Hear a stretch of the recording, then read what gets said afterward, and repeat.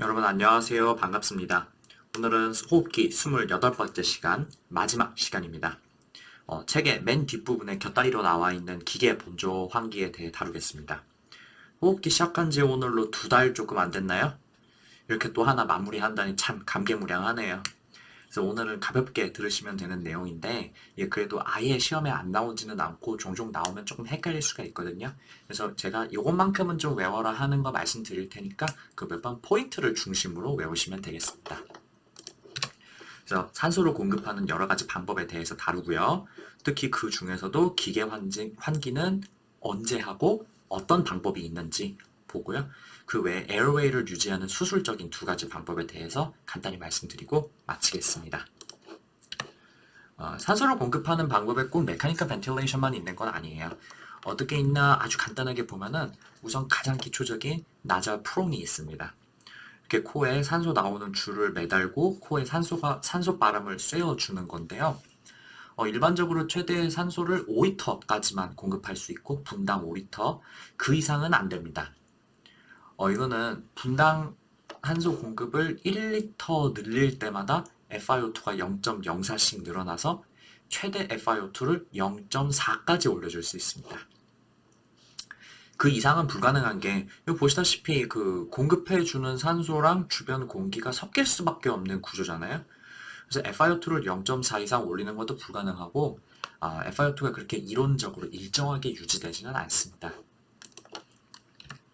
그래서 그 이상의 산소가 필요할 때는 이렇게 심플 페이스 마스크를 사용하는데 주변의 공기를 어느 정도 차단할 수 있게 되어 있죠. 좀 더 많은 산소를 공급해서 FiO2를 조금 더 늘려줄 수가 있습니다. 근데 이 단순 마스크는 최소 5리터 이상의 공기는 줘야 돼요. 왜냐면 그 마스크에 산자의 날숨이 일부 포함되기 때문에 그 이상으로 주는 거는 별 의미가 없습니다. 그래서 FiO2는 한 0.4에서 0.6 정도 나온다고 하네요. 이거보다 더 많은 산소를 주려면은 부분 재호흡 마스크 아니면 비재호흡 마스크, 비재 이렇게 줄여서 많이 하죠. 근데 보시다시피 이거는 마스크 부분이 좀 약간 쪼그라들어 있는 것 같은 느낌이 들죠. 그리고 밑에 공기 주머니가 달려 있네요. 그래서 구조상 이거는 날숨은 전부 다 빠져나가고 숨을 들이쉴 때는 이 공기에 채워져 있는 순수한 산소만 흡수할 수 있게 되어 있습니다.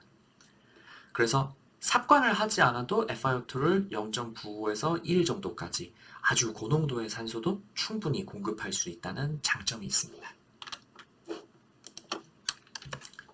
그런데 이런 방법들은 사실 FiO2가 그 이론적으로 그렇게 일정하게 유지되냐면 그렇지는 않아요. 그래서 고안된 방법이 이 벤츄리 마스크인데요. 뭐 베르누이 원리를 사용한다 이렇게 되어 있는데 뭐 그렇게까지는 알 거 없을 것 같고 여기 보시면 마스크에 공기가 굉장히 크게 뚫려 있죠. 그래서 이거는 숨을 들이쉴 때 항상 일정량의 O2, 그건 여기서 공급되는 거고 거기다가 외부 공기를 조합해서 들이쉬게 되어 있어가지고요. FiO2를 아주 일정하게 공급할 수 있다는 장점이 있다고 합니다. 그런데 어쨌든 간에 FiO2는 0.6 정도까지 올릴 수 있고 최근에 개발된 게 이 하이플로우 내살 캐뉼라 흔히 하이플로우 또는 기계 이름을 따가지고 옵티플로우 이렇게 부르는 장비인데요. 이 코에다가 그 공기를 밀어넣는 장비인데 그 나잘 프롱에 비해서 아주 빠른 유속으로 대량의 공기를 공급하는 장비입니다. 외부 공기도 거의 섞이지 않고요. 그런데 그냥 공기만 주면은 이게 코 안이 다 말라붙을 거잖아요. 그래서 따뜻하게 데핀 공기에 가습을 해가지고 공급을 하는 건데 굉장히 많은 양의 공기를 밀어넣는 거다 보니까 이게 약간의 핍을 거는 효과도 있어요. 그래서 삽관을 하지 않고도 삽관 수준의 공기를 그 삽관 수준의 압력을 유지하는 그러니까 삽관의 그 효과를 약간 그 미미킹 할 수 있는 그런 효과인 거죠.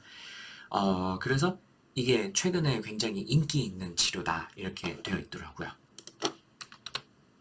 마지막으로 산소 텐트가 있는데 이거는 여러 가지 이유로 마스크 같은 거를 사용하는 거를 도저히 못 견뎌 하는 사람 아니면 애기들한테 마스크 쓰기 좀 힘드니까요. 그래서 그런 사람한테 쓸 수 있는 방법이고 대략 산소 농도는 50에서 60% 정도를 유지하면서 공급할 수 있다 그럽니다. 그래서 뭐 그건 가볍게 보시고요. 뭐 지금부터 중요한 내용인데 이런 비침습적인 방법으로도 산소 공급을 할 수 있다면은 다행이겠지만 그 정도로는 안 되는 사람들한테는 결국 기계환기를 해야만 되겠죠. 그래서 이 기계환기의 적응증을 어느 정도 알고 계셔야 되겠습니다. 사실은 그리고 기계환기라고 해놨지만 그 중에서도 특히 인튜베이션의 적응증이라고 보시는 게 좋을 것 같아요.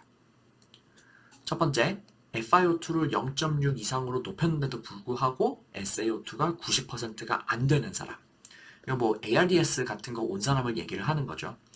이런 사람은 반드시 삽관을 해야 됩니다. 왜냐면은 핍을 걸어줘야 세출을 유지를 할 수가 있거든요.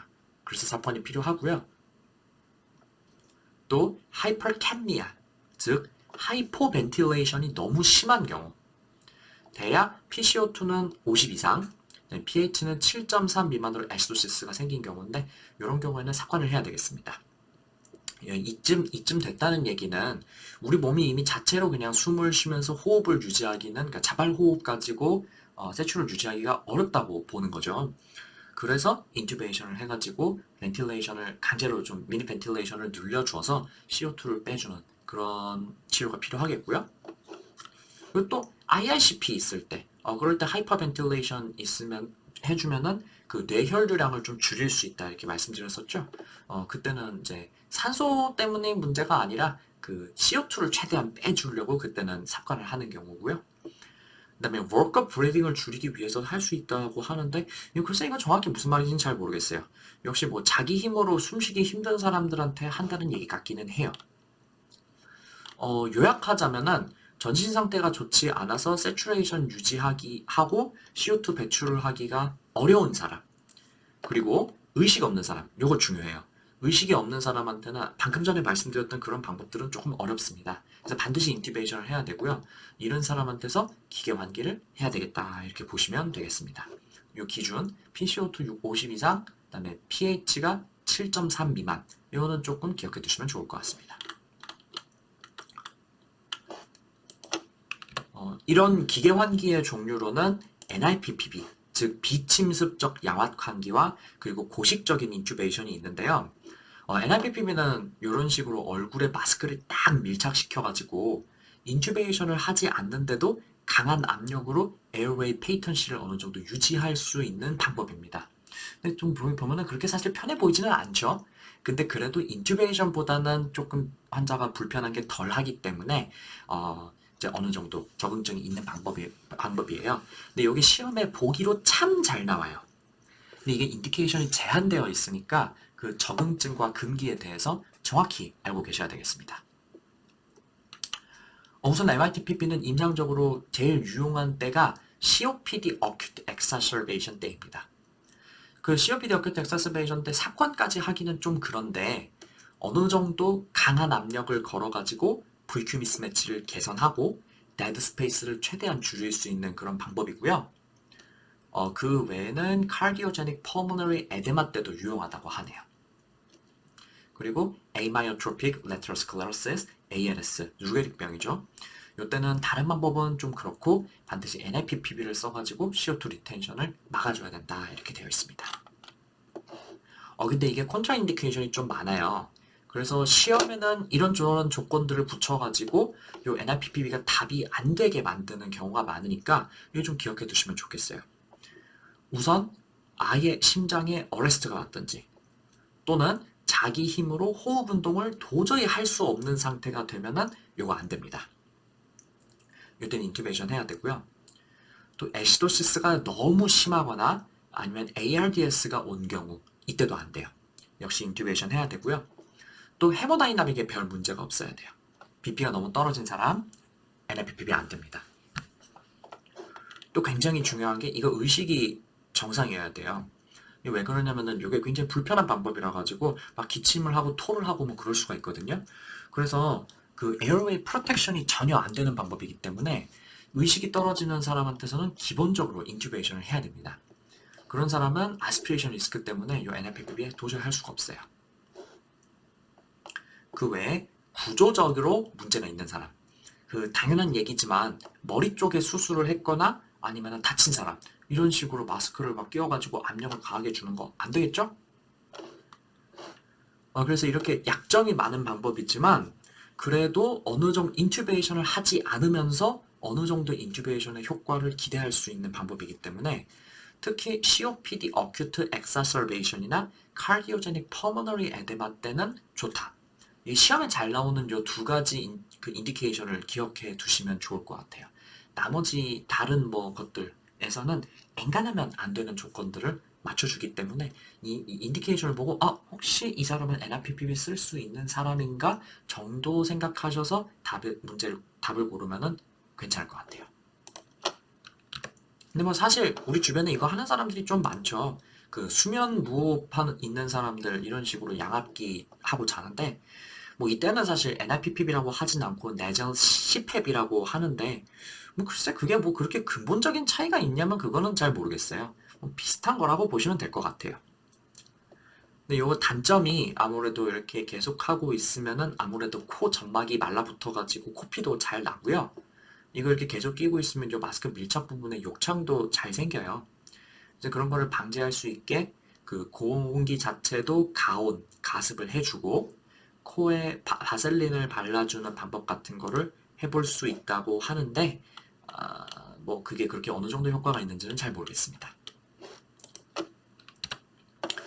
그래서 NIPPB 할 수 있는 일부의 환자를 제외하고 메카니컬 벤틸레이션 필요한 사람들은 대부분 인튜베이션을 하게 되는데 적응증은 조금 전에 말씀드렸으니까 그거 참고하시면 되고 지금은 이 메카니컬 벤틸레이션의 컴플리케이션에 대해서 조금 더 봅시다. 우선 강한 압력으로 공기를 밀어넣는 거다 보니까 역시 압력에 의한 손상, 바로트라우마가 발생할 수 있는데 대표적으로 뉴모토락스가 생길 수가 있겠습니다. 그래서 너무 압력이 높지 않도록 주의해야겠고요. 타이달 볼륨도 너무 높게 주면 안 됩니다.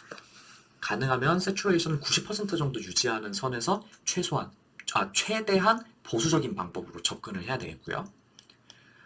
또 이거는 오래 달고 있으면 이 ventilator associated pneumonia가 생길 수가 있는데 이때는 슈도모나스 같은 hospital acquired pneumonia의 원인균들이 주로 검출이 되겠습니다.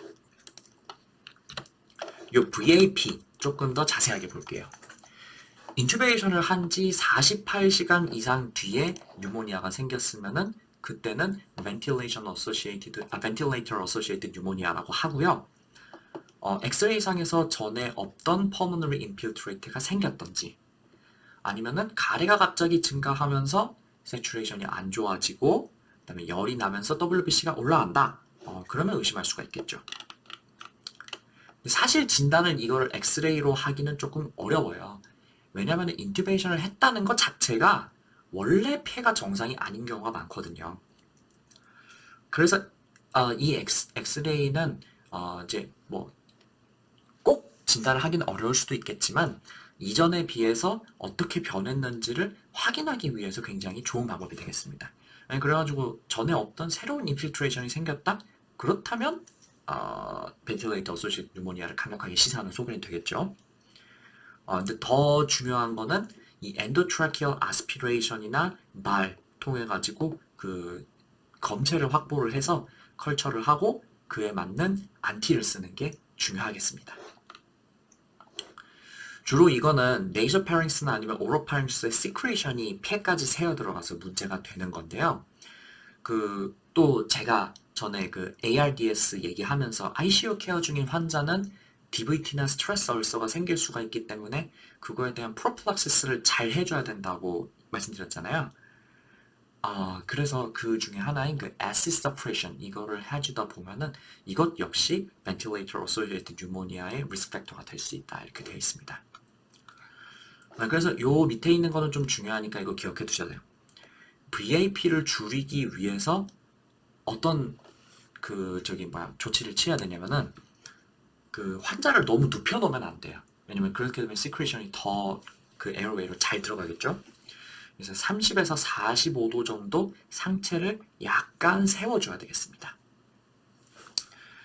그리고 입에 고인 침 같은 거를 정기적으로 좀 빼줘야겠고요.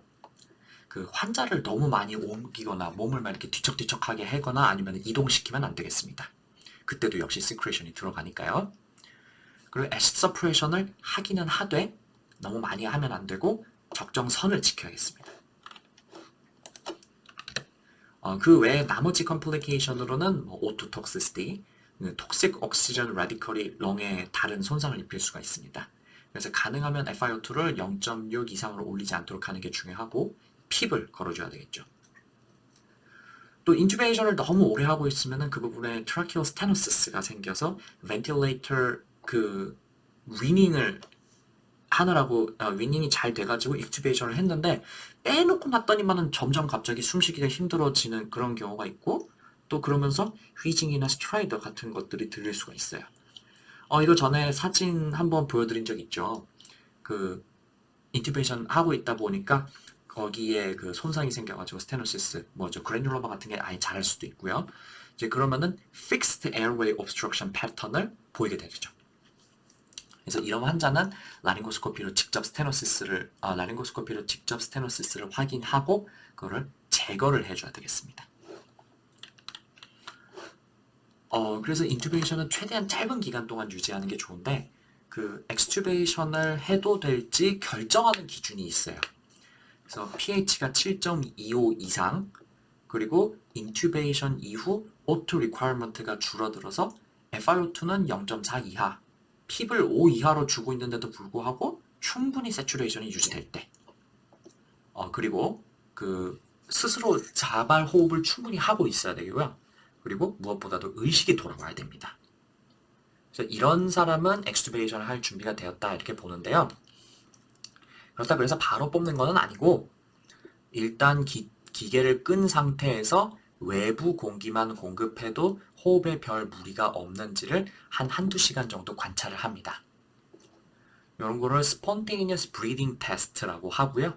그 상태에서 그냥 룸에어로 숨을 잘 쉬든지 아니면 나잘프롱 정도만 달아줘도 숨을 잘 쉰다. 그러면은 그때는 익스튜베이션을 해볼 수 있겠습니다.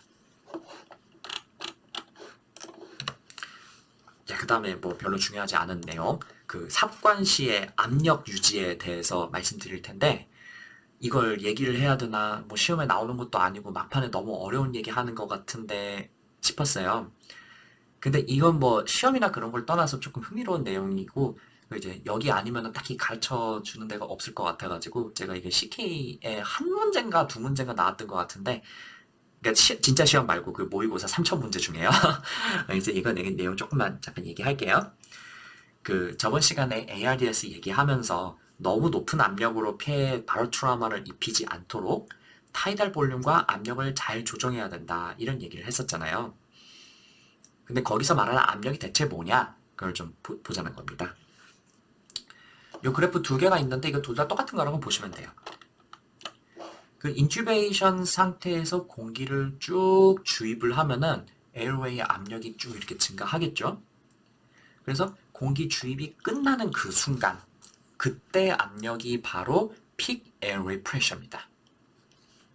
근데 그 상태에서 공기 주입을 멈추면은 그 왔다 갔다 하는 공기가 0이 된다. 즉 에어플로우가 0이 되잖아요. 그러면서 압력이 조금 떨어져요.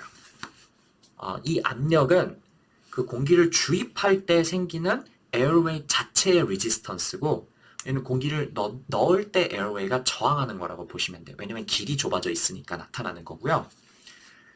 그래서 공기 주입을 멈추면 이 압력은 없어져요. 이제 이렇게 그래서 압력이 조금 떨어지는데 이렇게 공기 주입을 멈춘 상태의 압력, 이거를 plateau pressure라고 합니다. 근데 이 plateau pressure는 그 렁 자체에서 엘라스틱 리코일링이 되면서 공기에 가하는 압력이라. 그러니까 무슨 말이냐면은 이제 그 에어웨이에 공기를 채웠으니까 그게 이렇게 쭉 에어웨이라네. 렁에 공기를 채웠으니까 렁이 이렇게 늘어나 있잖아요. 근데 렁은 항상 쪼그라들려는 그런 기능이 있죠. 그래서 그것 때문에 공기에 압력을 가하게 돼 있어요.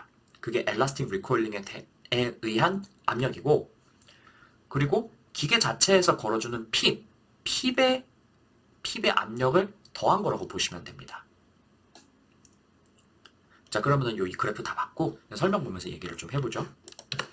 그래서 그 엘라스틱 프레셔는 그 다시 렁 자체가 얼마나 말랑말랑하느냐 딱딱하냐, 즉 렁 컴플라이언스, 그리고 공기를 얼마나 넣어서 렁을 얼마나 부풀렸느냐, 즉 타이달 볼륨 이렇게 두 가지에 의해서 결정되게 돼 있어요.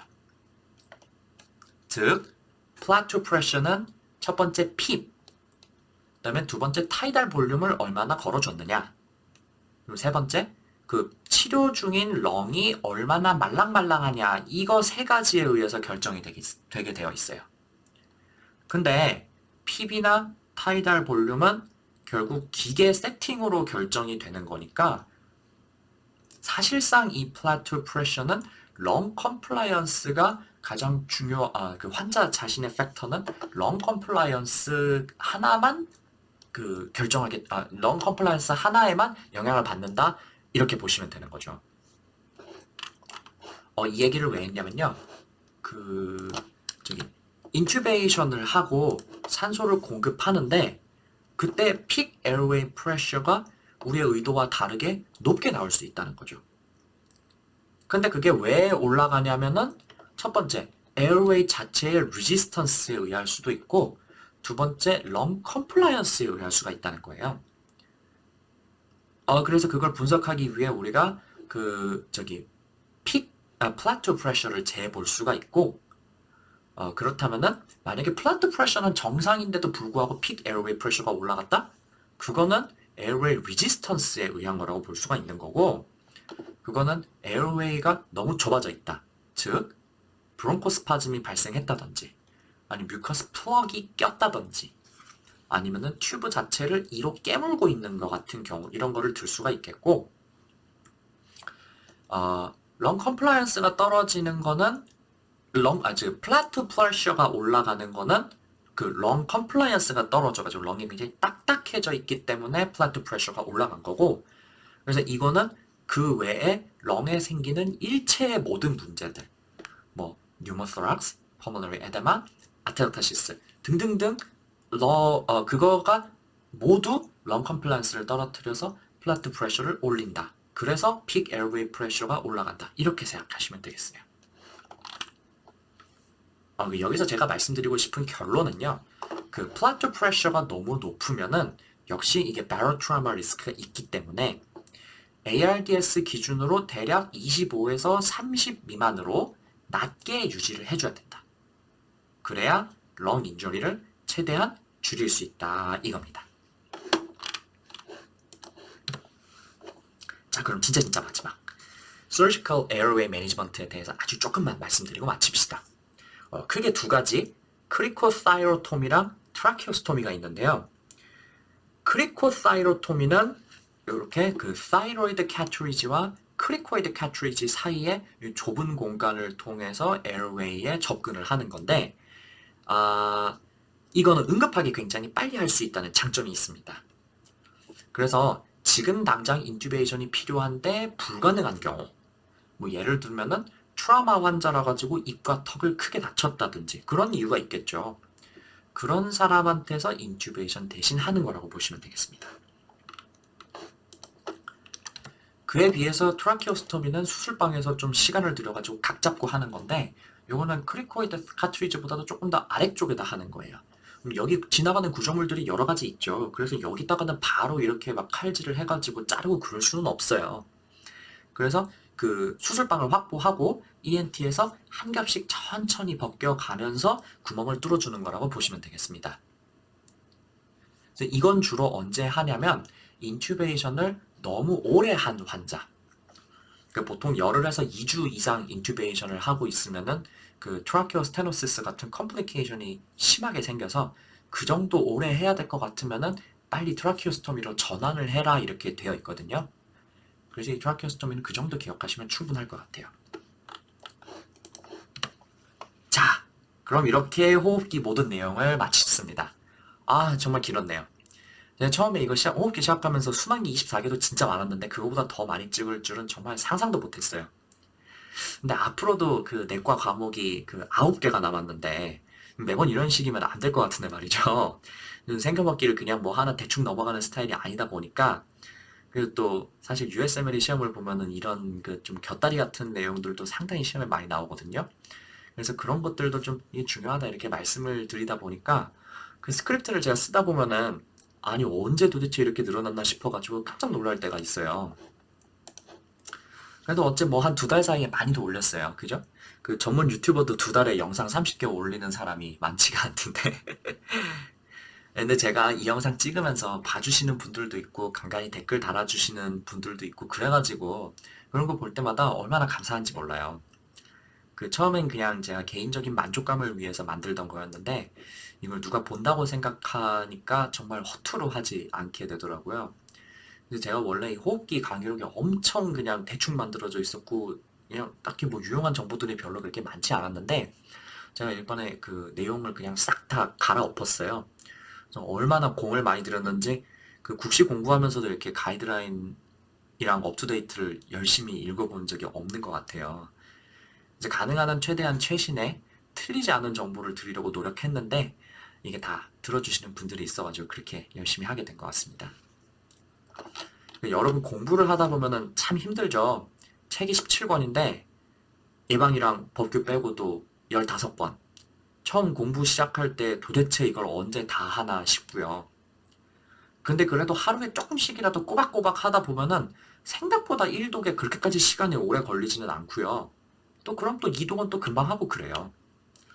근데 얼마 전에 그 수학 강사 중에 정승재 선생님이라고 그분 하는 얘기를 들었는데 그분이 그러더라고요. 내일부터 열심히 해야지 그러지 말고 오늘부터 당장 하라고. 근데 그 말이 맞는 것 같아요. 내일부터 열심히 해야지는 내일 되면 또 그렇게 생각하게 되거든요. 그래서 뭐라도 오늘 조금씩 꾸준히 하게 되다 보면은 그 언젠가는 정말 어느 정도의 경지에 다다르게 되고요. 뭐 이거 영상만 해도 그 어느 순간 갑자기 30개 찍어가지고 올리려고 하면은 그게 어디 되겠어요? 그치만 매일매일 조금씩 해서 올리다 보니 어느새 이만큼 된 거잖아요. 공부도 마찬가지라고 생각해요. 일주일에 한 과목씩만 읽기로 마음 먹고 하루에 한 100페이지 정도 내용 읽으면서 문제를 풀면은 그 정도는 소화할 수 있어요. 매일매일. 그때 뭐 국시 본사 2학기 정도부터 준비해도 다 붙으니까 그때 가서 일주일에 두 번씩 읽으면 금방 다 하겠지 하면은 그게 정말 안 돼요, 잘. 그러다 보면 점점 대충 문제만 쓱쓱 눈에 바르고 넘어가게 되는데 그게 무슨 공부가 되겠어요. 근데 사실 의대 온 분들 다 원래 고등학교 때까지 그렇게 공부하던 분들이 아니었잖아요. 근데 본과 공부만 하면 왜 다들 그렇게 되는지 이게 참 이상한 일인데 근데 어쨌든 이 강의를 들으시는 분들은 뭐 하나라도 더 알자고 해서 들어주신 거잖아요. 근데 앞으로 제가 얼마나 더 여력이 될지는 모르겠지만 일단 제 마음 먹기로는 내과까지만 다 해보자 싶은데 이걸 한 번에 쫙 몰아듣고 하려면은 저는 뭐 강의 길이도 무지하게 길고 내용도 엄청 많아갖고 하나에 뭐 40분, 50분 이렇게 되는데 그걸 하루에 3개, 4개씩 들으려고 해서 뭐 어디 되겠어요? 강의 듣고 나면은 하루 다 끝나겠어요. 근데 하루에 딱 하나씩만 듣고 복습하면은 제 생각에는 도움이 꽤 될 것 같거든요. 그러니 여러분들 공부는 내일부터 말고 바로 오늘부터 뭐 하나라도 조금씩 꾸준히 하는 게 최선입니다. 물론 여기까지 따라오신 분들은 이미 그렇게 하고 계시는 분들이겠지만요. 그래서 지금까지 저랑 같이 호흡기 공부하느라 너무 고생 많으셨고요. 저는 한 일주일 쉬고 소화기 위장관 파트로 돌아오겠습니다. 지금까지 들어주신 분들 너무 감사하고 혹시 강의가 좀 괜찮다 싶으시면 주변에 많이 알려주세요. 저는 이런 멘트 한번 해볼게요. 구독과 좋아요, 댓글이 굉장히 힘이 많이 됩니다. 그럼 호흡기 이렇게 마치겠습니다. 그만 들어주셔서 감사합니다. 또 좋은 강의로 뵙겠습니다.